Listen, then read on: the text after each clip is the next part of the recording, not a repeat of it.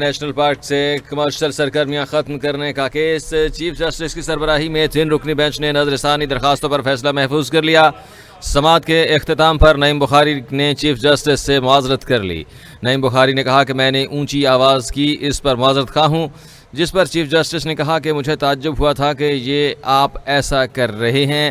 Chief justice نے کہا کہ بطور جج ہماری تکلیف دہ ڈیوٹی ہے، چبھتے سوالات پوچھنا ہوتے ہیں، جس پر چیف جسٹس اور لامنتانا ریسٹورنٹ کے نئی وکیل نعیم بخاری میں تلخ جملوں کا تبادلہ ہوا۔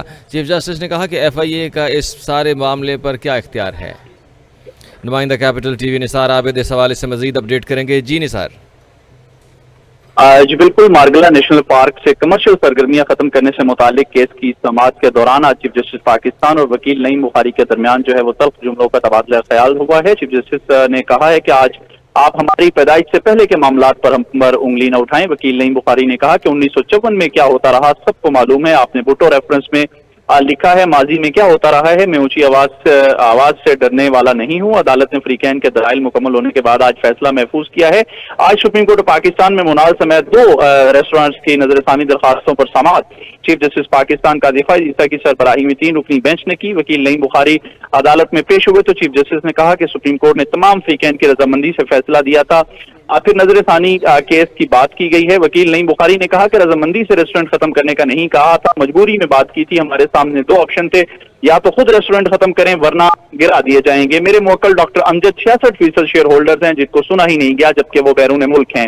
اسی طرح وکیل نعیم بخاری نے کہا کہ ماضی میں ایف آئی اے ریسٹورنٹ مالکان کے خلاف انکوائری کر چکی ہے جس کے بعد کوئی جرم ثابت نہیں ہوا۔ چیف جسٹس پاکستان نے کہا کہ ایف آئی اے کا اس سے کیا کام، کیونکہ کئی بار تو لوگ اپنے خلاف ہی جو خود بھی کیس کروا لیتے ہیں۔ یہ بنیادی حقوق کا معاملہ ہے، نیشنل پارک میں جانوروں کے حقوق ہیں۔ ہائی کورٹ کا فیصلہ موجود تھا، پھر بھی آپ نے کمرشل سرگرمیاں جاری رکھی، آپ قوانین کی خلاف ورزی میں ریسٹورنٹ چلاتے رہے۔ اگر کوئی جھونپڑی بنا لے تو اسے فوراً گرا دیا جاتا ہے۔ موسمیاتی تبدیلی سے ملک تباہ ہو گیا ہے، لیکن یہاں مقصد پیسہ کمانا ہوتا ہے۔